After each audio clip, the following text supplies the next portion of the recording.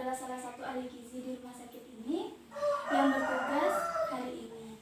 Jadi saya akan memberikan konsultasi gizi kepada Mbak pada hari ini. Dengan Mbak Evi ya? Iya Mbak. Ada yang bisa saya bantu Mbak? Jadi gini Mbak, maksud kedatangan saya ke sini, kemarin saya habis melakukan pemeriksaan di rumah sakit pusatku. Lalu oleh dokter saya disarankan untuk konsul ke bagian gizi. Dokter mendiagnosa saya katanya mengalami anemia Mbak. Sebelumnya saya ingin menanyakan terlebih dahulu Mbak, kegiatan Mbak sehari-harinya apa ya? Saya cuma kuliah Mbak. Oh, kuliah ya. Saya lihat datanya Mbak. Oh, masih muda ya, masih umur 20 tahun. Udah semester berapa Mbak? Sudah semester 4 Mbak. Lagi banyak yang tugas ya? Mbak, apalagi sekarang lagi ada social distancing karena ada pandemi COVID-19 ini. Jadi saya hanya sekolah daring saja di rumah Mbak. Lebih banyak tugas dengan deadline waktu yang hanya sedikit. Bentar ya Mbak, saya lihat dulu data dari dokter. Mbak didiagnosa anemia ya? Hasilnya ternyata betul Mbak. Mbak ini penderita anemia gizi. Mbak udah tahu apa itu anemia gizi? Yang saya tahu anemia itu kekurangan darah ya Mbak. Nah ya benar, jadi anemia gizi atau kekurangan darah itu merupakan kondisi ketika sel darah merah lebih rendah dari jumlah normalnya Mbak. Kalau boleh saya tahu, kenapa saya bisa didiagnosa anemia Mbak? Mbak didiagnosa anemia gizi karena hasil pemeriksaan di sini Mbak menunjukkan hemoglobin Mbak itu hanya 10,9 gram per desiliter. Sedangkan normalnya untuk usia kita itu kurang lebih 12 gram per desiliter Mbak. Terus di sini juga menunjukkan hematokrimia Mbak itu rendah, yaitu 37,5%. Sedangkan normalnya itu biasanya 40-54%. Jadi memang masih kurang banyak ya Mbak kadar besi Mbak dalam tubuhnya Mbak. Terus kalau boleh tahu keluhannya Mbak selama ini apa ya Mbak? Saya akhir-akhir ini sering marah-marah Mbak, sering merasa lelah, lemah, sakit kepala. Terus kalau belajar itu konsentrasinya gimana? Iya Mbak, tiap belajar saya sulit untuk berkonsentrasi. Oh, jadi gini tujuan konsultasi di sini ini pada hari ini biar masalahnya Mbak itu bisa terpecahkan bareng-bareng ya Mbak. Saya bakal jelasin nanti makanan apa saja yang paling bagus buat meningkatkan kadar HB Mbak di dalam tubuhnya. Biar kadar HB Mbak itu normal lagi, biar nggak lelah letih lesu lagi ya Mbak. Kemarin tuh pemeriksaan Mbak udah dilakukan pemeriksaan antropometri ya? Iya Mbak, sudah. Baik, saya lihat dulu ya Mbak hasilnya seperti apa. Jadi data yang dihasilkan itu berat badannya Mbak itu 47 kg. Sedangkan tingginya itu di sini tertera 156 cm. Oh ya, sebelumnya lebih lanjut di sini ada bacaan INT ya. Saya akan menjelaskan dulu Mbak. INT itu atau massa indeks tubuh itu maksudnya penentu status gizi Mbak yang diperoleh dari perhitungan BB per TB-nya Mbak. Hasil INT-nya itu menunjukkan 19,31 yang artinya status gizi Mbak itu normal Mbak. Oh alah, gitu ya Mbak. Iya. Terus sekarang saya ingin menanyakan masalah pola makannya Mbak setiap harinya dari mulai bangun tidur sampai Mbak tidur lagi. Kalau boleh tahu, boleh diceritakan? Boleh Mbak. Kemarin waktu bangun tidur Mbak sarapan apa saja ya? Nggak makan apa-apa Mbak. Saya akhir-akhir ini semenjak kuliah daring jarang ngemil maupun makan Mbak. Biasanya saya makan itu kalau sudah jam 11:30 Mbak. Kalau menu kemarin yang Mbak konsumsi apa aja ya Mbak? Kemarin saya makannya itu nasi satu centong sama tumis kangkung. Kalau lauknya pakai tahu Mbak 1 biji sama tempe 1 biji. Setelah itu saya nyemir jihu Mbak, beli di dekat rumah 4 biji sedang. Terus makan malamnya nasi goreng 1,5 centong Mbak sama telur ceplok. Terus kemarin Mbak nggak mengkonsumsi buah sama sekali? Saya jarang makan buah Mbak, palingan cuma sekali Mbak.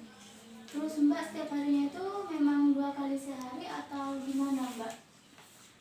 Tergantung nafsu makan sama waktu aja Mbak. Kalau lagi nafsu makan saya kadang 3 kali makan. Kalau banyak tugas dan sibuk kuliah saya kadang 2 kali, bahkan hanya makan sekali Mbak. Terus aktivitasnya Mbak kemarin apa saja ya? Saya dari jam 8 itu mengerjakan pekerjaan rumah kayak nyuci, ngepel, bantu ibu mbak. Habis itu saya makan lalu tidur. Bangun tidur saya nyemil ya beli jihu yang saya ceritakan tadi. Jam 2 saya ada kuliah daring lagi sampai setengah 5 mbak. Habis itu saya mandi. Malamnya jam 7 saya makan malam. Setelah itu saya nugas mbak. Ya, baik, jadi dari yang sudah saya tangkap setelah merekod Mbak tadi, konsumsi makan Mbak kemarin itu kurang banget ya. Bisa dibilang tidak mencukupi sama sekali di sini Mbak. Sedangkan kebutuhan kalorinya Mbak itu seharusnya Mbak ini kalorinya 2255 kalori. Seharusnya pola makan yang baik itu 3 kali makan dalam sehari ditambah 2 kali selingan Mbak, yaitu selingan pagi sama selingan siang.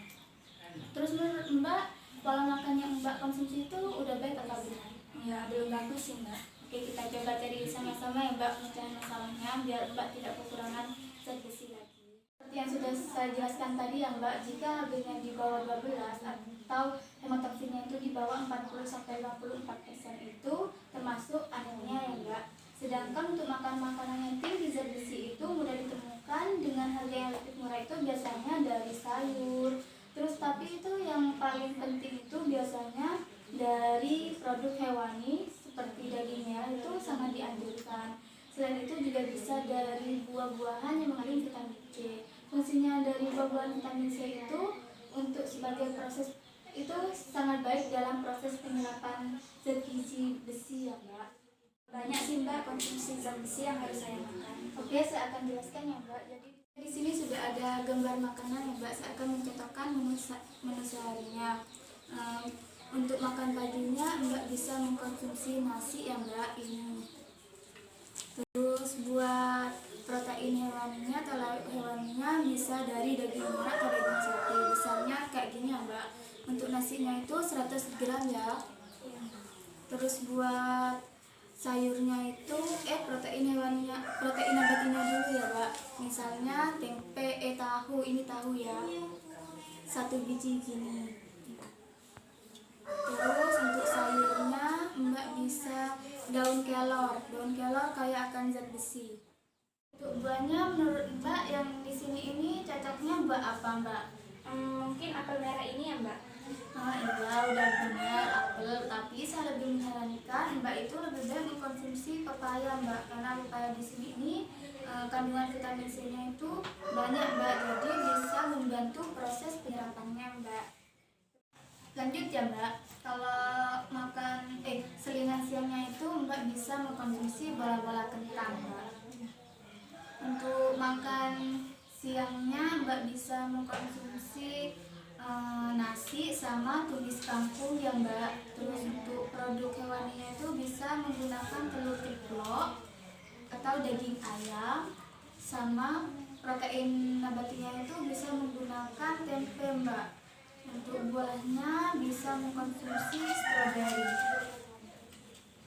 Untuk selingan siangnya itu bisa mengkonsumsi salad buah Mbak, bisa dari melon, terus apel, pisang, dan lain-lainnya. Kalau untuk menu makan malamnya itu kalau Mbak bosen bisa diganti dengan bahan penukar lainnya Mbak. Di sini sudah ada macam-macam bahan penukar ya Mbak. Nanti saya akan kasihkan ke Mbak. Oh iya, satu lagi jangan lupa mengkonsumsi airnya Mbak. Sama kalau bisa malamnya itu minum susu Mbak. Terus paling penting Mbak setiap makan dalam sehari itu harus memperhatikan prinsip gizi seimbang Mbak. Jadi harus ada karbohidratnya, protein hewaninya, protein nabatinya, terus vitamin dan mineralnya, sama harus membatasi penggunaan gula, garam, dan minyak Mbak. Mbak terima kasih. Ya sama-sama. Di samping itu juga yang saya jelaskan tadi, saya juga menyarankan agar Mbak itu mengkonsumsi tablet FE atau tablet penambah darah Mbak. Jadi walaupun Mbak sudah makan banyak dengan kandungan zat besi yang banyak, Mbak tetap harus mengkonsumsi tablet FE Mbak. Karena apa Mbak? Mbak ini kan remaja putri, jadi hormonnya dipengaruhi oleh hormon. Terus setiap bulannya Mbak pasti menstruasi kan. Terus selain itu, jadi HB yang ada dalam tubuh kita itu otomatis turun kalau kita lagi menstruasi ya Mbak. Iya mbak, lalu berapa anjuran yang baik untuk mengkonsumsi tablet FE untuk saya mbak? Dan mengkonsumsinya itu kapan mbak? Untuk untuk mengkonsumsi FE-nya itu Mbak itu dalam seminggu bisa satu kali aja Mbak, kecuali kalau Mbak lagi menstruasi. Jadi kalau Mbak lagi menstruasi itu dianjurkan untuk setiap hari. Jadi untuk waktu konsumsinya itu sebaiknya Mbak itu pada malam hari Mbak, soalnya kalau dikonsumsi pada hari-hari produktif biasanya itu menyebabkan ada efeknya Mbak, seperti mual muntah. Soalnya itu dari pengalaman klien-klien saya yang lainnya Mbak, keluhannya pasti mual atau muntah Mbak. Terus kalau bisa itu saya anjurkan Mbak itu mengkonsumsinya 1 jam sebelum makan atau 2 jam setelah makan Mbak. Karena tablet FE itu yang baik itu dikonsumsi ketika perut kita kosong Mbak. Mbak makan 3 kali sehari sama 2 selingan itu berat nggak sih Mbak? Lumayan sih. Lumayan ya. Terus untuk tablet FE-nya Mbak sebelumnya udah pernah mengkonsumsi atau belum Mbak? Belum pernah Mbak, karena saya tidak bisa minum obat. Nah, kalau gitu sekarang coba Mbak ubah pola kebiasaannya Mbak, pola makannya Mbak itu diubah. Mulai sekarang Mbak itu harus berkomitmen makannya itu setidaknya 3 kali sehari sama 2 selingan Mbak. Yang paling penting itu jangan lupa mengonsumsi tablet penambah darahnya Mbak. Kalau Mbak nggak bisa minum obat ya bisa untuk dipepes kan Mbak. Iya Mbak, saya akan coba mulai hari ini. Setelah mendengarkan penjelasan saya lagi, boleh nggak Mbak kalau Mbak ulangi lagi apa yang Mbak tangkap selama saya menjelaskan tadi? Yang saya tangkap tadi, pola makan saya harus diperbaiki lagi, sama menunya diperbaiki lagi dengan memperhatikan prinsip gizi berimbang, dibantu dengan konsumsi tablet FE. Untuk makanan pokoknya, kalau bosan nasinya bisa diganti dengan bahan penukar lainnya seperti mie, kentang, singkong, dan ubi dan lain-lain. Tapi harus sesuai dengan porsinya. Baik, bagus sekali. Lalu untuk Dari protein hewani, terutama dari daging merah, terus protein nabati dari tahu tempe. Untuk sayurannya bisa dari bayam, katu, dan daun kelor. Terus kalau buah yang baik bagi penyerapan itu bisa dari buah-buahan yang mengandung vitamin C seperti pepaya dan jeruk. Wah, pintar sekali ya. Nah, satu lagi Mbak, tadi tuh di awal Mbak juga menjelaskan bahwa Mbak itu selalu mengonsumsi teh pada pagi hari ya Mbak. Sebenarnya minuman teh, terus kopi atau minuman yang mengandung kafein itu kayak coklat itu tidak baik Mbak untuk penderita anemia. Karena apa Mbak? Karena minuman itu dapat menghambat proses penyerapan Mbak. Jadi yang Mbak konsumsi itu seharusnya diserap oleh tubuh malah dikeluarin oleh tubuh Mbak. Jadi mulai sekarang sebaiknya Mbak itu kurangi konsumsi tehnya Mbak. Baik Mbak, saya akan mengurangi konsumsi tehnya. Oke, sejauh ini apakah ada yang ingin ditanyakan lagi Mbak? Sudah cukup Mbak. Nah, untuk pertemuan berikutnya kita jadwalkan lagi ya Mbak. Bentar ya Mbak. Jadwalnya 1 minggu lagi ya Mbak, bisa kembali lagi ke sini. Sekarang hari Senin, jadi Mbak itu bisa kembali lagi ke sini hari Senin minggu depan ya Mbak. Nah iya, ini ada kartu nama saya. Di sini ada nomor HP sama WhatsApp saya. Nanti bisa Mbak hubungi saya kalau sampai rumah ada pertanyaan yang ingin ditanyakan. Terus bisa kalau masalah waktu konsultasi laginya itu bisa melalui WhatsApp ya Mbak. Baik Mbak, nanti saya akan hubungi jika ada pertanyaan. Oke Mbak, siap ditunggu ya.